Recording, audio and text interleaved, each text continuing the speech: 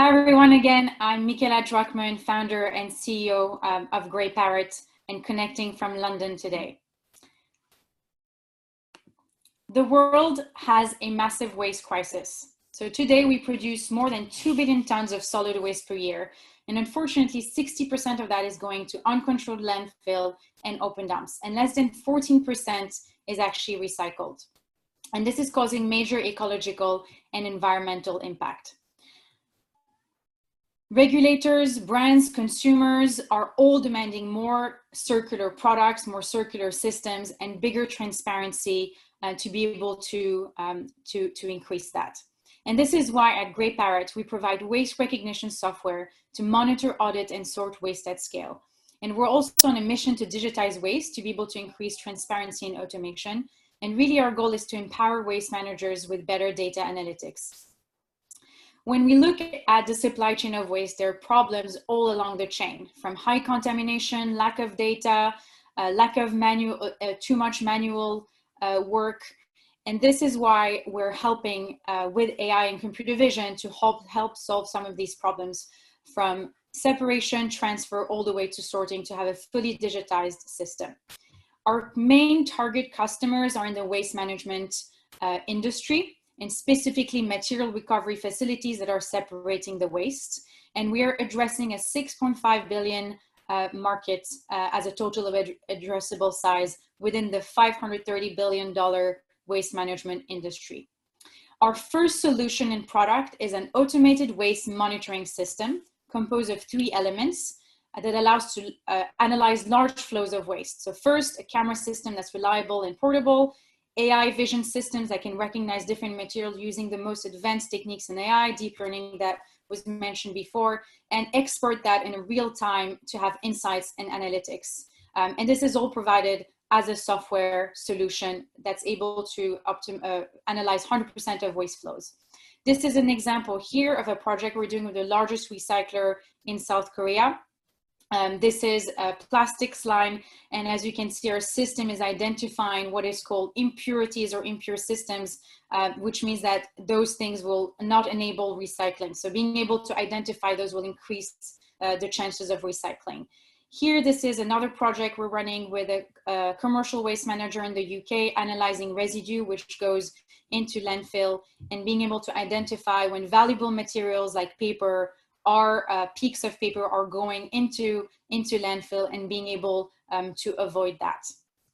And the same thing can be replicated here. This is a customer who is a large airline as well, from diversion to landfill. So as you can see, there's multiple impact areas of our technology. And really the main thing is here that we're trying to avoid having valuable materials, being plastics or others, going into landfill or incineration instead of recycling. We're mitigating risk, and we're also giving a very powerful tool for regulators to have a better say in waste transition. And the same things can be transitioned to other more innovative systems like here.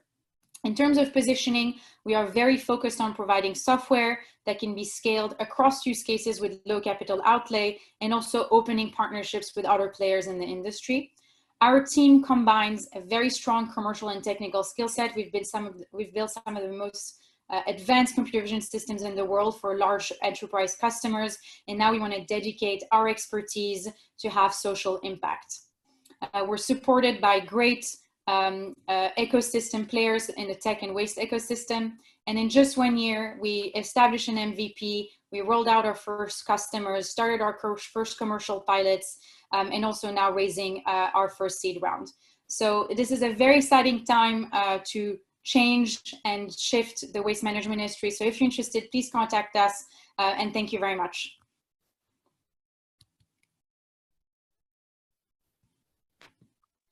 Thank you very much. They've been great. Thank you very much. Great presentation.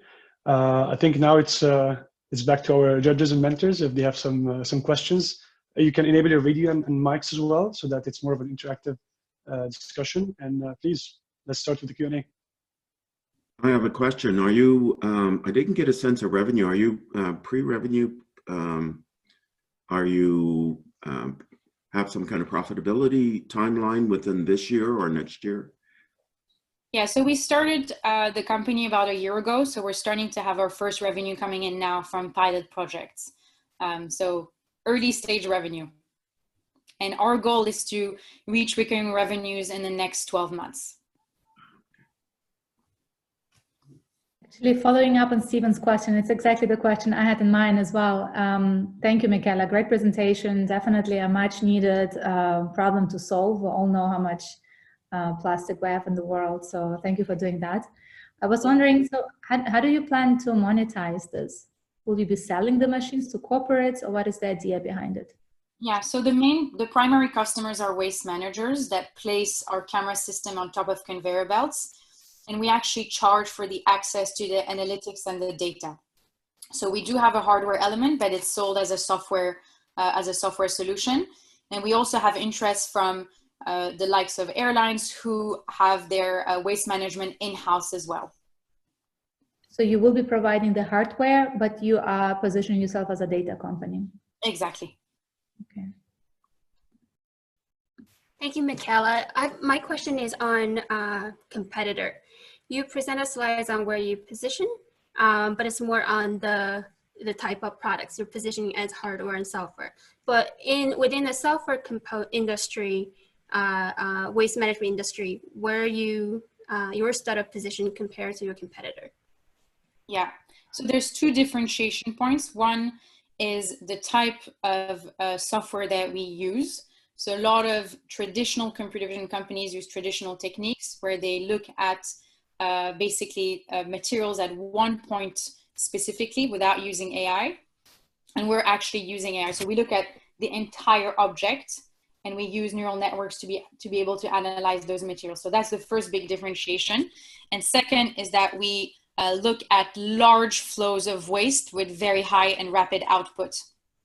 So there are some companies, for example, doing single recognition object, but this can be done very slowly. It's a one single object, but to be able to perform the same models on very high speed conveyor belts with very mixed materials is a basically very different offering. So these are the two main differentiation points. That's excellent. Thank you.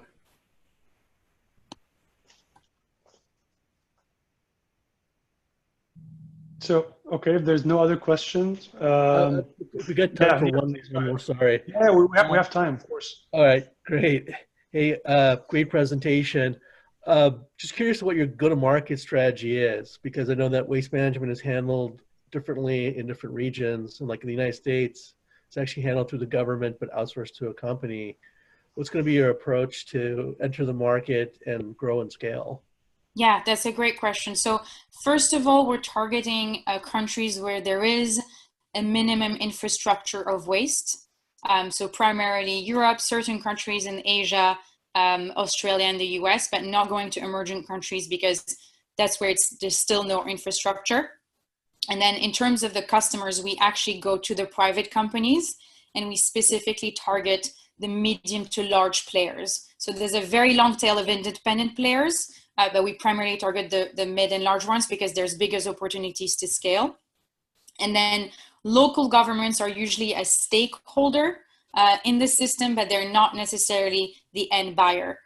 So we're more focused on the private companies.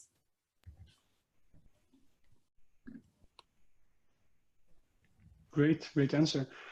Well, I think if that's all, there's no other questions. I'm actually personally interested to ask what's your next steps for scaling. I mean, now as Stephen and Barakis mentioned, like he asked about your profitability and revenue. So what's the next steps? What are you doing? Yeah.